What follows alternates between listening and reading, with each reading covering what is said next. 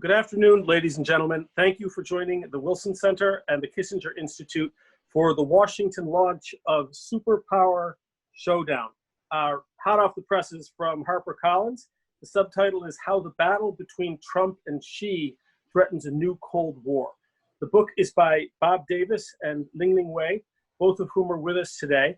And it focuses, especially in the latter half of the book, on just fascinating detail on the back and forth negotiations during the recent trade war leading up to the January 15th Phase 1 trade deal. But it actually does a lot more than that. It really goes back to the opening and gives a historical review of the many ups and downs and the many negotiations, but the U.S. China economic and financial relations to set the place for everything that we've seen over the past 2 years or so. And many of us, I know for me sitting in Washington, I watched the trade negotiations largely through the lens of these two journalists. Whenever I saw their bylines pop up on the Wall Street Journal, that was a cause to put aside whatever else I was doing and figure out what was actually going on between the United States and China. So we're delighted to have the two of you with us today to give us your insights on where we are in the relationship and also to talk about your book. I should note that this is a Wilson Center program sponsored not only by the Kissinger Institute on China and the United States, which I direct. My name is Robert Daly, but it is also brought to you by Books at Wilson. We were honored to have much of this book written within the Wilson building, although it's really the culmination of both of these fine journalists' careers. So let me introduce them, and then we're going to have a discussion between the three of us, especially the two of them. And then we look forward to hearing your questions. Bob Davis is senior editor at the Wall Street Journal, where he has had a storied career. In 1998, he co-authored Prosperity, a book that was selected by Business Week as one of the 10 best business books of the year. He was also part of a journal team that won the Pulitzer Prize in 1999 for its coverage of the Asian and Russian financial crisis. He has also served as bureau chief for the Wall Street Journal in Brussels and as Latin America bureau chief. He ran the Wall Street Journal's economic coverage during the financial crisis and then was posted in China from 2011 to 2014. He was a fellow last summer, 2019, at the Wilson Center, where he was working with Lingling on this book. Lingling, who was also with us, was born in China and came to the United States to earn a master's degree in business journalism from NYU. From 2001 to 2007, she was worked for Dow Jones Newswires, covering bankruptcy, accounting, and Wall Street brokerage. During that time, she was listed as a finalist for the Loeb Award for Enterprise Reporting, and she won the Society of American Business Editors and Writers Award for subprime mortgage coverage. In 2011, Lingling went to the Wall Street Journal Bureau in Beijing, where she led a team of reporters covering arguably the biggest story in the world, the Chinese economy and macroeconomic policies. She focused on the intersection of Chinese politics and economy, especially in the banking sector. In 2016, she was cited by the New York Overseas Press Club for her international business reporting, and she was a finalist in 2017 in the Society of Publishers in Asia for their award of Journalist of the Year. She was also most recently expelled from China. You've probably been following the tit-for-tat journalistic expulsions that are part of the growing U.S. China friction, and she was a victim of that. Well, welcome, Bob. Welcome, Lingling. Very glad to have you with us. I'd like to ask a question first, ripped from the headlines. On June 4th, the U.S. Trade Representative Robert Lighthizer gave an interview to Bloomberg in which he said that he feels very good about the progress of the Phase 1 trade agreement. He said that China is honoring the pact even amid the coronavirus pandemic. And he said, quote, on the structural changes, China has done a pretty good job, and we've seen significant purchases over the course of the last many weeks. And so I'd like to hear you respond to Lighthizer, but more importantly, because your book really concludes, albeit with a look forward, on January 15th with the conclusion of the Phase 1 trade deal. If you were going to be writing an epilogue for it today, when we've had the coronavirus and other factors that have heightened the frictions that you outline, how would you bring it up to date, and how would you how do you think that we should think about the phase one trade deal in light of everything that's happened since? Well, if I could start, let me first start by thanking you and the Wilson Center and the Kissinger Institute for that fellowship. It made a big difference in our ability to put out the book. I really do appreciate that. I mean, I think the best way to think about the phase one deal is as a truce in a trade war. I mean, that's largely what it was. So I have no reason to doubt what Lighthizer said about progress on the structural issues. China was supposed to make various changes in regulations about intellectual property and also regulations about agriculture purchases. I think they've largely done what they said they were going to do. When it comes to purchases, I mean, he's right in the sense that the last couple of weeks they have increased their purchases, particularly of farm goods. But I think this is where we get to the updated part. I mean, with the purchase targets were so optimistic. They called for such a large increase in exports or imports into China, 30% a year at least. They have never, ever been that fast since 2001, when the base was much lower and would have been easier to get 30% increases. They might do it a year or two, but never in a sustained way. So to start with, it was unlikely, to say the least, that they would ever meet the purchase targets. With coronavirus and demand plummeting in China, I think it's basically inconceivable. In fact, the only way China could meet those targets is if they order their state-owned enterprises to ramp up production, or ramp up purchases rather, which would probably be the worst possible way the U.S. could encourage China in its economic development. So there's that. But then there's also, let's think about the politics. So the politics are, probably purchases will be up from last year when in the midst of the trade war. And this is something that the president can tout. So I think that's probably what we'll see, unless things deteriorate unbelievably, that they will talk about the phase one deal as a big win.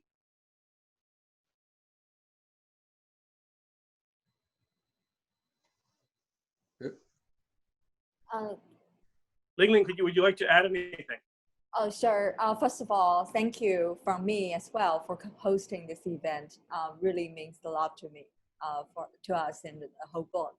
So yes, I agree with what Bob just said, pretty much everything. I would just, add about, in terms of incentives, what are the incentives for China, to keep, at least, keep the promise, to keep, continue to buy, step up the purchases of the U.S. farm products and other type of commodities. So from Beijing's perspective, the phase one trade deal right now pretty much is one of the very few remaining ways by which both sides can engage with each other. The other channel that remains open to both sides is the personal relationship between President Trump and President Xi Jinping. So that hasn't completely soured yet. And the other thing is the phase one trade deal. So from that perspective, it does seem like China has a lot of reasons to keep this going and to reassure the US counterparts that, despite the coronavirus pandemic, we're, yes, we're a little slow at the beginning, but as the economy recovers, we're going to get there. We're going to keep accelerating the purchases, etc.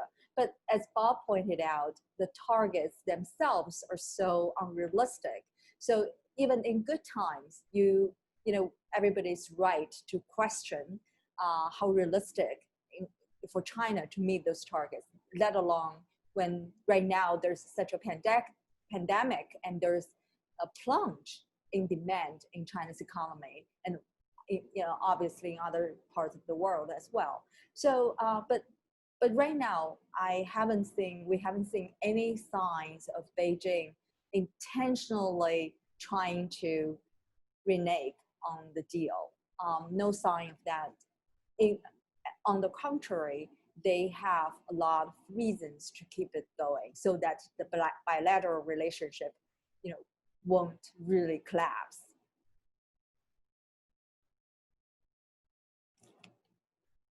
Like the answer you just gave, in the book, and this is, I think, one of the great virtues of the book, you're very balanced, and the two of you don't use normative language. You don't really say that one side is right or one side is wrong. But as we follow this debate in America more broadly, we hear a lot of normative language from our leaders. We hear a lot about China as a bad actor, and we hear from the Chinese that the United States is determined simply to contain China. And how should we frame that? Is it true that China's bad actions or bad practices are in fact a major force in economic relations? How should we contextualize that? And the United States claims and our requests of China, are they reasonable? Are our goals realistic? I'm asking you to, if you can, to, not to leave your balance entirely, but to just call it as you see it. When Americans read that China's bad and Chinese read that America wants to contain China, what's the relationship of those claims to reality as the two of you see it? Why don't I answer from the American perspective? So for the administration's perspective, are the complaints about China legit? Yeah, sure, they're legitimate. I mean, the one thing that this administration did, I think, well, is focus on some of the practices that have gone on in China for quite some time in terms of pressuring companies on intellectual property, on not living up to certain agreements, on the dissonance between capitalist West, or largely capitalist West, and whatever you want to call China. I mean, I think, socialism with Chinese characteristics is not a bad, way of thinking about China, but it doesn't merge easily into the Western system in ways that we thought it would. I guess on the other hand, though, it's easy to blame China, right? I mean, that also gives the U.S. administration or the U.S. government writ large, not just the federal government, an excuse not to do the things they really need to do. I mean, if we're worried about Chinese technology, well, where's the effort on the U.S. part to make sure that the U.S. stays ahead? So it can be a gigantic excuse as well, and also a political football. Lingling, what about the Chinese accusation that the United States is simply trying to contain China and preserve its hegemony in the trade war? Sure. So yes, initially during the trade war, actually a lot of people in China thought it was a good thing. This stepped up U.S. pressure on Beijing could really help push forward some much needed reforms. The China's industrial policy actually has resulted in a lot of waste in China's system, and the preferential treatment for SOEs has significantly squeezed private sector, so not conducive to productivity growth. So all those complaints and the intellectual property theft, that's also a long-standing issue, not just faced by American companies, but also faced by private businesses in China. Sometimes, they felt like, oh, I spent all that money on some project, and then the next day, my neighbor got it. So it was a really long-running issue. All those issues are long-running issues, and people were hoping that this trade offensive could help prod Beijing to really take actions this time around. However, as this trade war went on, and especially when people in China started to hear politicians in Washington almost conduct this kind of almost daily disparaging of China. So you basically, had it not been for America, China would never been in the kind of development it sees today. So day in, day out, and people really that kind of attitude and language started to sour many people's view. It's like you're really discounting the hardworking, and drive of Chinese people. So and then the whole campaign against Huawei. Obviously, there are many questions to be answered about this company Huawei and what it does, and all legitimate questions and investigations that are currently ongoing. But with these, in China, people would just really wonder why the U.S. is going after just this one Chinese company, which has been considered a national treasure. And then early last year in the spring, the sudden collapse of the trade negotiations, basically, where President Trump accused China of breaking its word. And for the Chinese people, it's like, isn't that a normal part of the negotiation? You just, push back and, just trying to get the best deal possible for yourself. So anyway, so along the way, the attitudes, the views are really, soured Chinese people's views of what the U.S. is really after, really soured, and really taken away the focus that should be on the core issues, and to become really distracting. And then this narrative containing China's rise and started to become really entrenched in many people's minds. I recall that early in the trade war, a number of reform-minded people in China would say things like, only Donald Trump can save China, hoping, as you mentioned, that this would spur further reform within China, but then that faded over time. Yeah, exactly. Two old men. The joke is, not that, in a funny way, they're joking about this. Only two old men can save China. One already did, which was Deng Xiaoping, and the other was Donald Trump. So the expectations at the time were so high. Well, let's talk a little bit about American expectations. You write in the book, quote, President Trump, the president never made the case to the public that the United States might be in for a long and costly struggle with China, one that might require sacrifices, but was necessary to rebalance relations. Do the two of you do you see signs that Americans either understand the costs or are really willing to pay the costs over time that are involved in changing China's behavior or decoupling from a China that will not change its behavior? Bob, do you want to take that one first, maybe? I think it's ever been presented in that sort of fashion. I mean, think how many presidents dealt with or warned or tried to condition the American public to a long struggle with the Soviet Union. How important that was. Bear any burden, the rhetoric went down from president to president. No, I don't think the case has been made at all to the American public about what's at stake, and that it might cost. It might be something that is worthwhile, to have somewhat less economic growth or somewhat, tenser relations. But it's worth it. So no, I don't think so. I think what's happened is that we fall. I mean, it's just sort of charge and countercharge. Particularly during the trade war, but now afterwards with coronavirus, the sort of, amazing charges that go back and forth across the Pacific. And you see China in the American public eye as, enemy number one. According to the Pew Research polls, there's never, not in many, many years, I'm not sure ever with that poll, has China been seen in such a negative light. So yeah, I mean, you've got an appeal to nationalism, but that's about it. I don't think the American people are remotely prepared for the challenge and the difficulty in trying to deal with China. Just a reminder to members of the audience, if you would like to ask a question of either Bob Davis or Lingling Wei, please send it as an email to china@wilsoncenter.org. Wilson Center is one word. Again, questions by email to china@wilsoncenter.org. Or you can tweet us at the Kissinger Institute. I'm sorry, Ray, if you could send that to me one more time. You could also send a question by tweet, but why don't you, email is probably the better way to do it.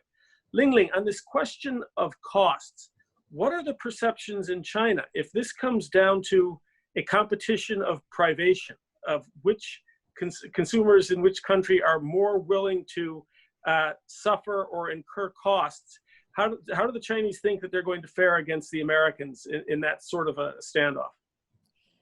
If you talk to Chinese officials, a standard line you would get is Chinese people have much higher tolerance for pain.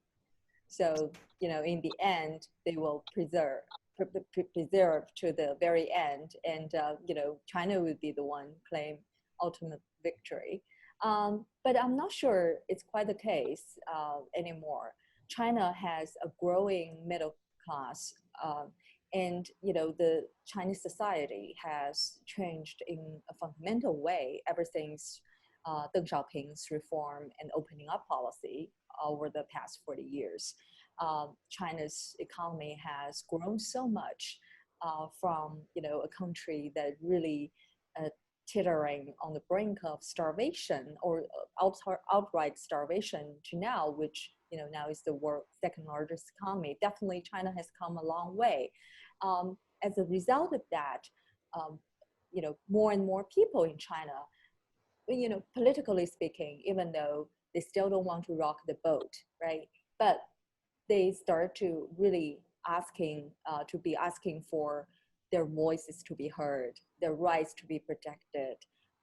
They're looking for continued increases in their income, better education opportunities for them to send their kids to the U.S. or other parts of the developed world. So you have the needs of the Chinese people have changed fundamentally. I'm not sure it really could be like what some Chinese officials like to say, just as simple as tighten your seatbelt or tighten your purse strings. We would persevere through all this. So, and there's on the other hand, the Chinese leaders, they're acutely aware how much reliant the U.S. is on China right now. In the book, we have this little anecdote about Vice President Wang Qishan meeting with a group of American CEOs, including the Walmart CEO. He was right there. So he just, during the meeting, out of nowhere, the Vice President Wang Qishan just, lifted his feet and showed off his Skechers sneakers. So the point was, look, I'm wearing American brands, but obviously, probably those shoes are made in Vietnam or China. But the point is, I'm still, despite the trade war, I'm still wearing American products. And then he turned to the Walmart CEO and he asked him a question about if the tariffs keep going up, would that ultimately affect your customers?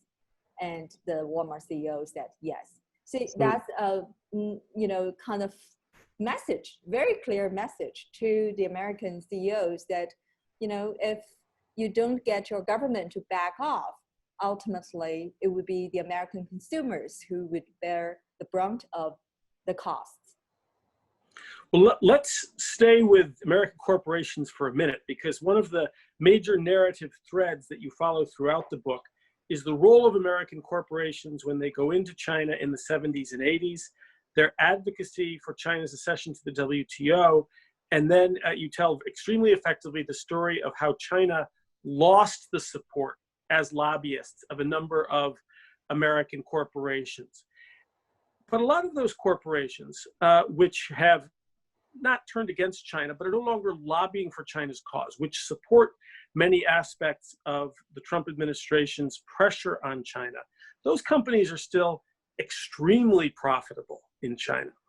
So how far are they willing to go? They are supporting the administration in pushing China in hopes of getting access. But at the end of the day, they still want those profits. So does China still have them over a barrel? Is this a game of chicken? Has China irrevocably, can China be said to have really lost these corporations, which still rely on China for such a high percentage of their profits? Who do you think has the leverage in this aspect of the trade war? I mean, from my perspective, I would say that China thinks it has a leverage and overestimates it overestimates two things. One, it overestimates the lengths to which corporate America will go to help China now. You talk about these companies being incredibly profitable. Some of them are, but a lot of them aren't. A lot of them are disappointed. So that's one. They overestimate how much the corporate lobbies will do for them. And they also overestimate how much influence the corporate lobbies have on this administration when it comes to trade. And this is an administration, that's filled with business types. They have lobbyists who are cabinet officials. In the tax bill, they depended enormously and worked hand in glove with big companies and small companies. When it comes to deregulation, they're hand in glove. But on this issue in particular, they've had surprisingly little impact, as we detail in the book. I mean, the one thing that Beijing and corporate America, big companies, agreed on was they hated tariffs. They thought it was the wrong tactic. There was a big lobbying effort put together by, on the one hand, sort of tech companies and manufacturers, on the other, and retailers. On the other hand, mostly farm groups. They were pretty, they did a pretty good job in terms of grassroots kind of outreach. They'd get sympathetic stories in lots of publications and media about farmer X who had this problem and small manufacturer Y who couldn't deal with the tariffs. But in the end, had almost no impact at all. By the end of the phase one deal, the U.S. reduced tariffs a tiny bit. And despite all the efforts to goose the economy during coronavirus, during the pandemic, one area where they have decided not to move is on China tariffs. So again, I think Beijing has overplayed its hand. So one of the other big threads that you trace throughout the book is the sort of schizoid character in the American administration, both in the person of the president, but also in his advisors. And you call this blue-collar Trump versus Wall Street Trump. And you write that, quote, the president thought the Mnuchin wing, Wall Street Trump, was too soft, and the Lighthizer-Navarro wing, blue-collar Trump, was too harsh. So the question is, can there be such a thing as Goldilocks Trump?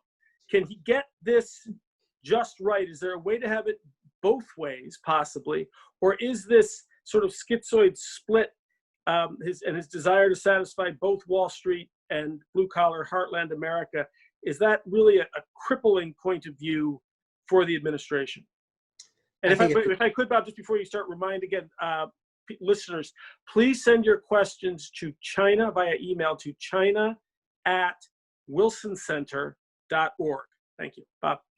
No, I believe that one of the more surprising findings of the book is that, Trump isn't who you think he is. I mean, he sets himself out as the strong man on China. Only I can take on China. But he was quite torn over it. I mean, that's where we did make the distinction between a blue-collar Trump and a Wall Street Trump. He has people in that administration, Bob Lighthizer, Peter Navarro, Matt Pottinger, who's the national security deputy, who think that the rise of China, the challenge of China, is the greatest challenge facing the United States since the rise of fascism in the 30s. But he's not one of them. It's not who Trump is. He also has people in that administration who think, yeah, China's a problem. I mean, definitely it's a problem, but there's a lot of problems in the world, and we got to keep things in proportion. And that's represented by Secretary Mnuchin or Larry Kudlow or the NEC directors before him. But he's not one of them either, and he shifts back and forth, and the different advisors play to the different parts of his, China personality, let's say, and also depends on, what the economic situation looks like at that particular point. In particular, is the market up or down? If the market reacts, it's usually the best indication that Trump's going to ease off a little bit. If the market's strong, he'll take another, stab and push a little harder.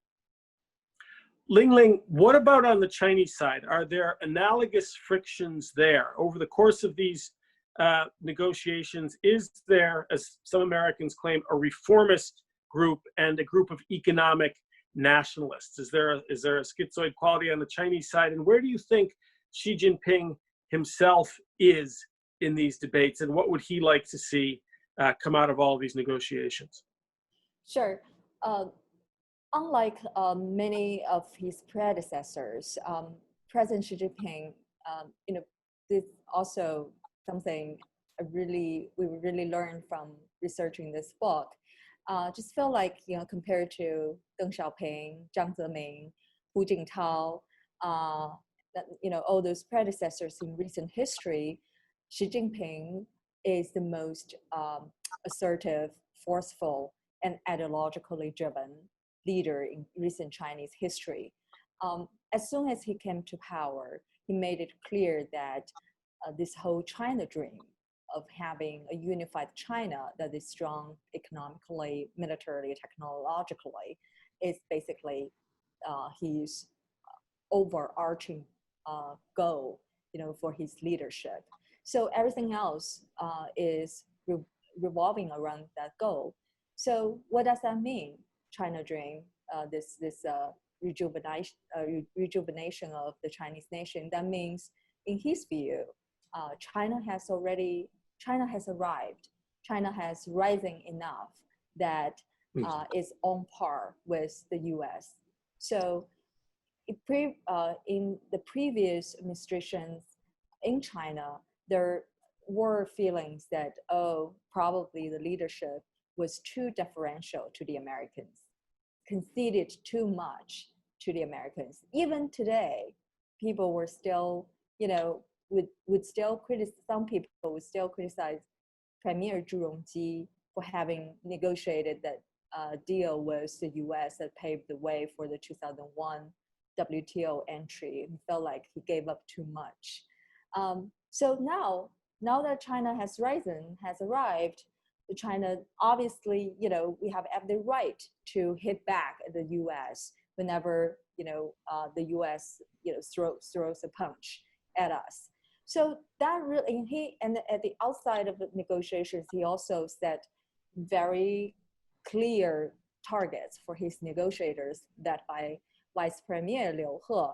So it's, remove all the tariffs, in areas we cannot give up ground on, we definitely won't concede. So that would include industrial policy, SOE reform, all that stuff. So so basically at the very top, you already have a leader who set the tone for what he wants to accomplish for the negotiations. So all the bickering, lower down internally, is more technical. Mm-hmm. So it's not like you have a very clear group of reformers and very clear group of national economic nationalists, like they're bickering over fundamental issues. I don't think so. They're really bickering over maybe, should we give American 51% or 55%? That kind of thing. So obviously you do also have people in the government who doesn't want to give American anything. Like just, why should we give anything? China doesn't need all that investment anymore. China can just rely on itself. You do hear that kind of thought, but that's not the prevailing, kind of sentiment. And also Premier Liu He, as we wrote in the book, he realized, the potential bickering among the technocrats and different agencies, the foreign ministry, the finance ministry, the regulator overseeing SOEs and the information and ministry, technology ministry. So he structured his negotiation team in such a way, like there was a representative from every of those ministries. So the goal was just, make sure everybody was on the same page, reach consensus, step by step. So that's how I would really characterize the whole debate. it's not that black and white, but I think the most important thing is really for us journalists really figuring out what exactly Xi Jinping wants China to look like going forward. He really set the tone for whatever policies they're going to implement and launch going forward, because he has made himself this undisputed leader for China. Well, thank you. We're going to go to audience questions now. Again, write your questions as an email to china@wilsoncenter.org. And I would like to invite my colleague, Ray Zhong, who is the program associate at the Kissinger Institute in the Wilson Center, to read these questions as they come in to Bob Davis and Lingling Wei. Ray. Hello. So we have a couple of questions on our email queue, and the first one comes from Patricia Leslie. Patricia asks, what are the repercussions for Hong Kong? Do residents who resist China's lock have any hope of gaining independence? Will their internet be restricted like the mainland's? And I think there are a lot of economic implications on trade and Hong Kong's national security law. So. Okay, and especially maybe Bob and Lingling to focus on the economic side to keep this within the purview of the book. Lingling, why don't you take that? Oh, sure. I'll try my best because right now, the situation is still quite fluid. It doesn't seem likely at this point that China would dial back its effort to impose this national security law on Hong Kong. So that obviously has given rise to a lot of concerns about Hong Kong's future. And in response, we have seen President Trump just the other day basically announcing the U.S. basically commencing a process to study the needed sanctions, against Hong Kong as a result of the passage of the national security law. So it's still quite up in the air exactly what the U.S. is going to do. Correct me if I'm wrong, Bob. So, but for the Chinese leadership, part of their calculation is that U.S. still has so many companies and a lot of American individuals who live in Hong Kong. So if you really do impose sanctions on trade or other economic related issues, Hong Kong would inevitably hurt the American interests there. It really won't hurt China that much because in Beijing's view, the significance of Hong Kong's economy to the mainland has decreased over the years. So it really sort of like a gamble on China's part, exactly, what the U.S. they're daring the Trump administration, to do something, because if you do something, then you can't do it without hurting yourself. Okay, so our next question comes from Jeff Lilly. Jeff asks, looking into your journalist crystal ball, what does the U.S.-China relationship look like in 10 years? The best case scenario and also the worst case scenario. Wow. I try to stay out of the forecasting business because it's so difficult. So let me try a little shorter term. What happens if Trump loses or wins the election? I think if Trump wins the election, I think there's no doubt that we're in, Cold War territory. I mean, one of the things that is difficult about talking about a Cold War is, well, how do you know if a Cold War has begun or not? The last one started with Winston Churchill declaring there was one. We don't have a leader of that sort anywhere these days. But I think it's pretty clear things will continue to spiral down.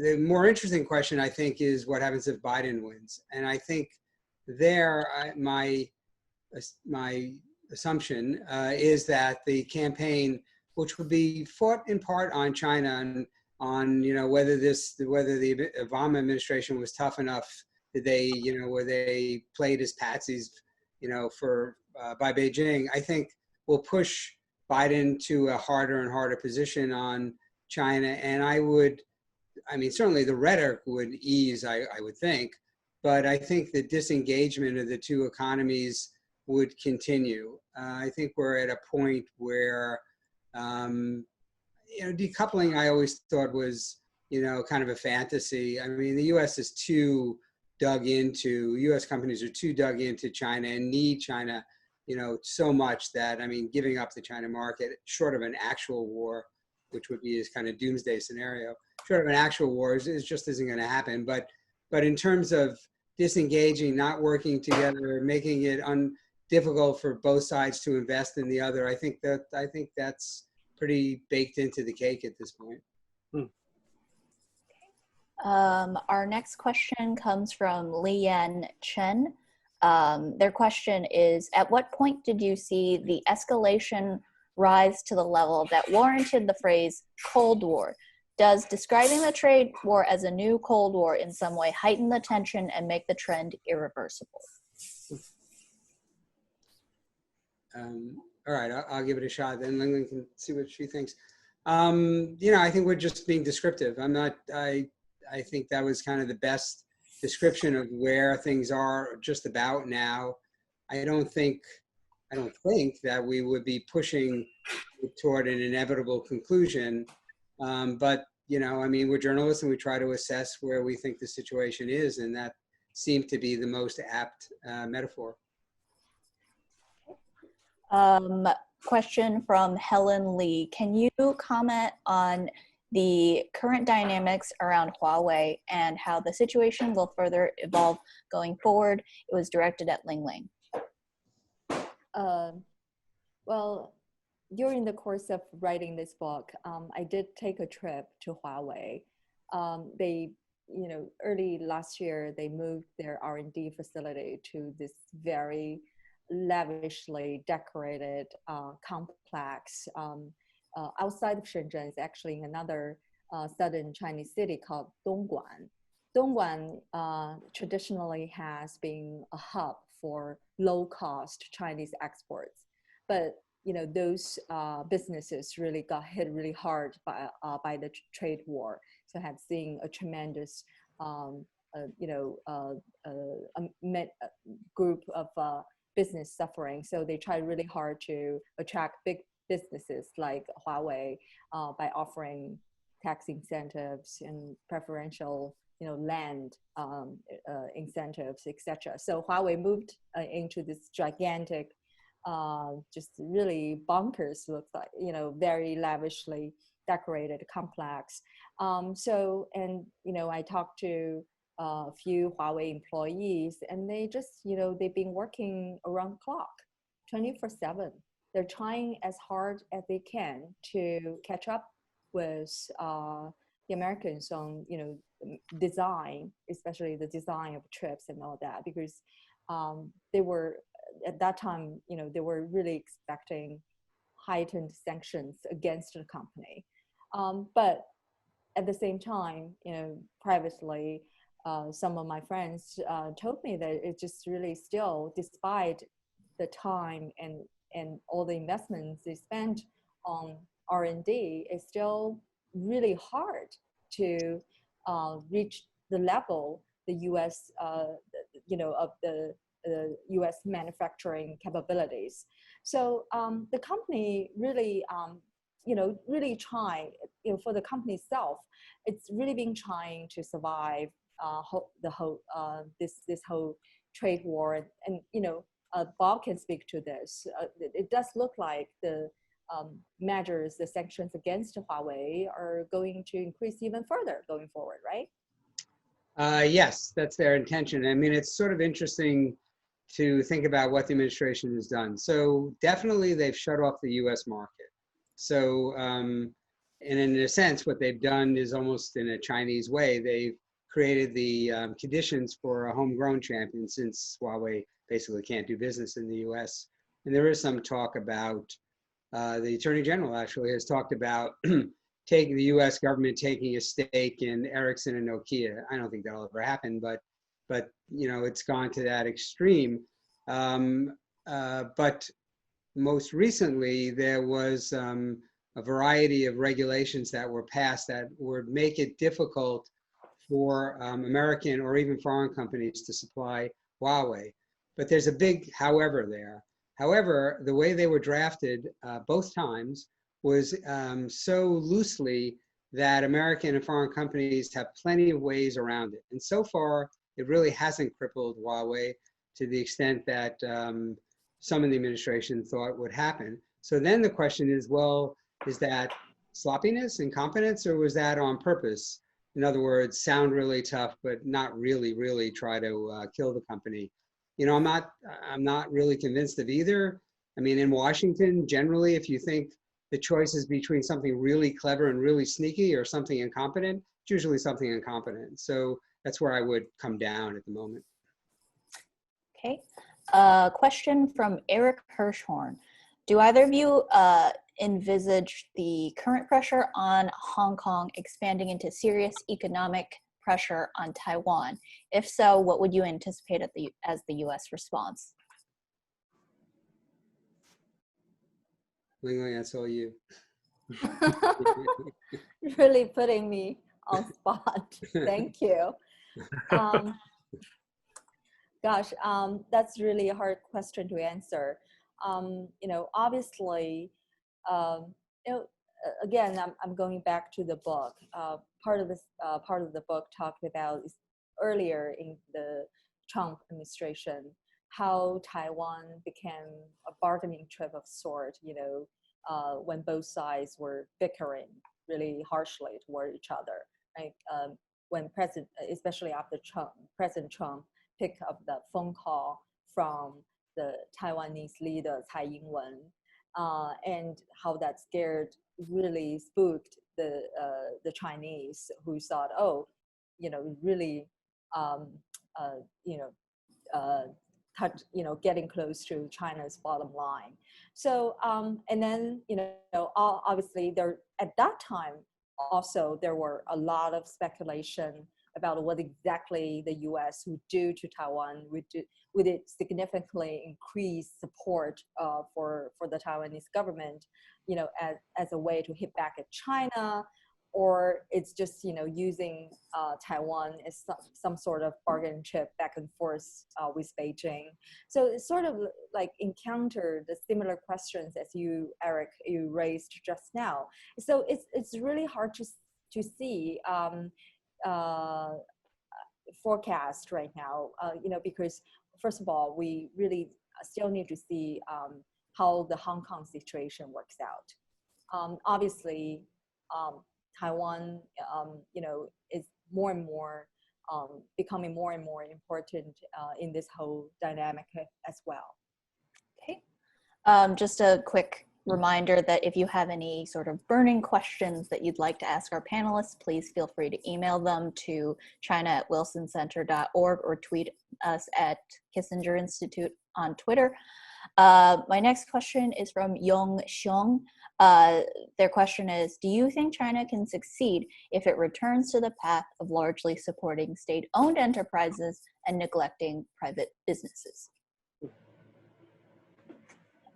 Oh, well, if you look back at China's rise over the past 40 years, it was sort of, you know, one can argue it was really inevitable, right? It was triggered by a combination of factors, including right policy, meaning Deng Xiaoping's reform and opening up, and, you know, the drive and just hardworking Chinese people, and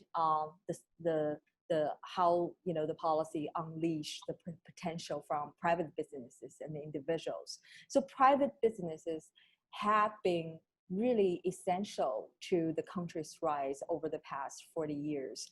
Yes, under Xi Jinping, we have seen a term for greater state control. It's really not happening. It didn't really just happen today. It's been going on for the past 5 years also.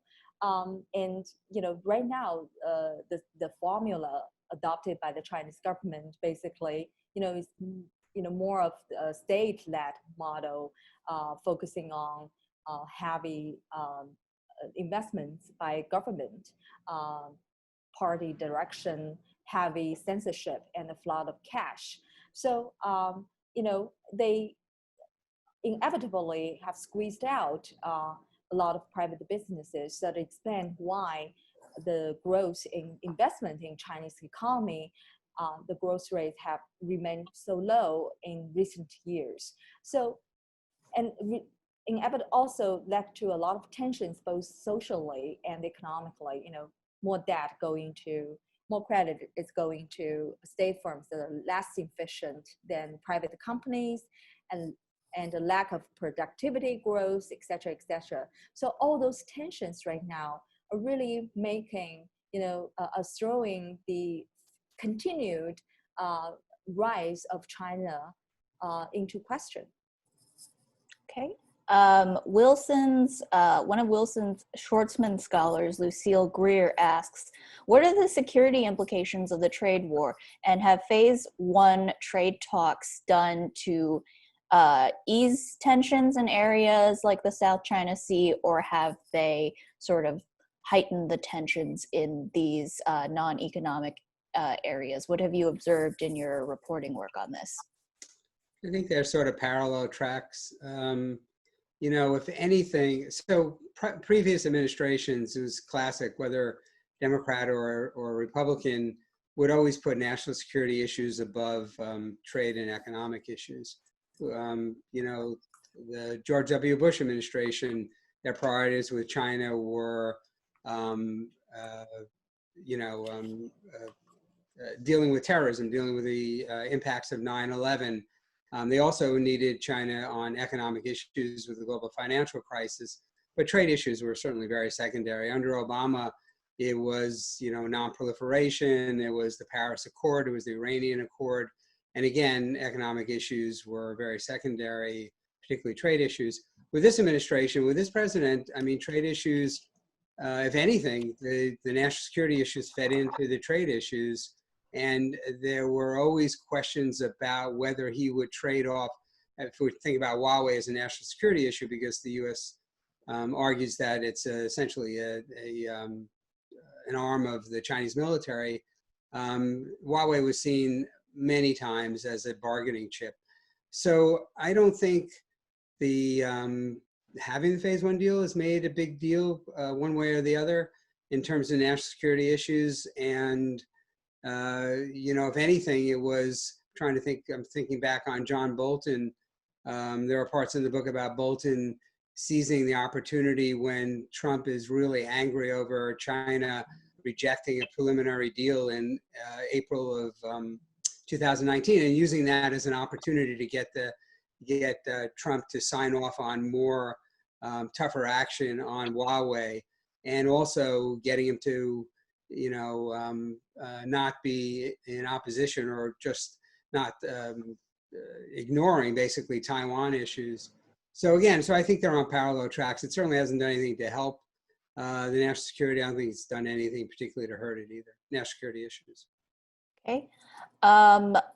Question from Wenhong Chen, who's another fellow at the Wilson Center. Do you think Chinese tech firms listed on NASDAQ would have second IPOs in Hong Kong or return to mainland China? What would be the longer term impacts of these market listings? The financial, right now, a lot of people in China are really worried about potential financial warfare with the U.S. because Chinese companies stand a lot to lose. All those, big, giant tech firms in China are now listed in the U.S. And we are already seeing, Washington taking some measures to, try to get them delisted or make it harder for other Chinese companies to, get listed in NASDAQ or other U.S. markets. So that's a big concern for China's policymakers these days. They certainly would have loved to be able to bring those big Chinese tech firms home, i.e. to get listed in Shanghai or Shenzhen. However, China's capital markets, despite all this year's development, are still, not a real capital market. There's still many rules and laws and regulations not put in place that can sufficiently protect the interests of investors. So, okay, you move all those firms back, but what if there's a huge plunge in the share prices? And then the individual investor, because of a lack of legal protection of those rights, and especially in the case of fraud and etc., you could potentially see a lot of individual Chinese investors taking to the streets and protesting. So that would be the last thing the Chinese government wants to see. So yes, there are huge desire to bring the companies home, but the rules and regulations, especially when it comes to investor protection, etc., and listing standards and all those, that they haven't advanced to a level where it's just we can get them all back, then everything will be fine. So yeah, there are a lot of moving parts, and Hong Kong and the situation in Hong Kong right now is so uncertain. Again, it's not something that we can really accurately predict right now. I would like to ask a final question, the two of you, if I could. In a recent interview on the book, Bob said, quote, "I think what you're seeing is a classic fight between the incumbent power and the rising power play out in the economic and technological sphere." So given that very broad, very fraught context, and given all of the complexity that you've described, the issue of Huawei, the issue of personalities and leaders on both sides, should we be holding our breath for a phase 2 agreement? Should we be looking for any kind of conclusion to the trade war, or is it just going to be perpetual haggling? I guess it depends on how long you can hold your breath. You better be able to hold your breath for a very long time. No, I don't think there's a phase 2. I don't think there's a chance for a phase 2, even the beginning of talks for a phase 2 until after the election. One, again, I mean, if you're from the Trump administration's point of view and you're running for president for re-election, it's better to say, well, we got this deal, it's phase 1 deal, and my opponent could never have gotten a deal like that because they didn't respect him. But you put me back in office and I can get more, and I can get more. So you get the best of both worlds. And from the Chinese perspective, which Lingling can talk to better than me, it's like they don't want a phase 2. So maybe Lingling can take it from there. There's no incentive on China's part to have a phase 2 either, because phase 2 would inevitably involve issues like industrial policy, SOE reforms, etc. Basically area they don't want to concede anything on. So there's no incentive in Beijing, on Beijing's part as well. Okay, we have 2 minutes left, so we're going to go to the shameless self-promotion part. People who listen to Wilson Center programs probably all have 5, 6, 7 half-finished books on their bedside tables. Why does Superpower Showdown go to the top of that pile, and why should they, at the conclusion of this, go buy it and read it? If you want to hazard a short answer. Bob, unfair question, but can you give it a shot? Sure. I mean, this is one of the most important relationships in the world. The U.S.-China relationship is probably the story of at least the first half of the 20th century. And I think what went through my mind writing this book all the time with Lingling was, this is the first draft of history. And that's what I think we delivered. I mean, if you want to understand how both countries think about their economic future, I think we sure tried hard to deliver that in a readable fashion. Lingling. Yes, completely agreed. First draft of history. That's why you should read it. Well, and it's also, as Bob just mentioned, readability. This is a narrative. So when you hear trade war, you're not going to be seeing economic charts. There aren't pie graphs, any of that in this. It's the story of these two nations, their encounters, the struggles of their leaders. And it goes into a lot of personal detail too. Parts of it are sort of dishy, which also makes it very readable. So Bob Davis, Lingling Wei, thank you so much for holding your Washington launch for your new book with the Wilson Center. We were very glad to have it written in part under our roof, and we wish you the best of luck with the book and with your careers. Thanks to both of you, and thanks to everybody who tuned in. Thank you so much. Yes. Thank you.